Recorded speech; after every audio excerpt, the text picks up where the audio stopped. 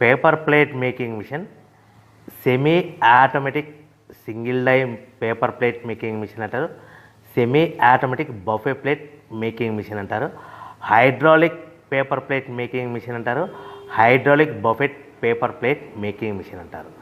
So మనం ఈ machine కొనుక్కున్న తర్వాత దీనికి వచ్చే 1 HP మోటార్ని మనం ఇంటి కరెంటు మీటర్ కాకుండా దీనికి సపరేట్గా commercial category to single phase metre తీసుకోవడం వలన భవిష్యత్తులో ఎలక్ట్రిసిటీ డిపార్ట్మెంట్ నుంచి మీకు ఎలాంటి ప్రాబ్లమ్స్ ఉండవని మంచి సలహా ఇస్తున్నాను, పాటించవలసిందిగా కోరుతున్నాను.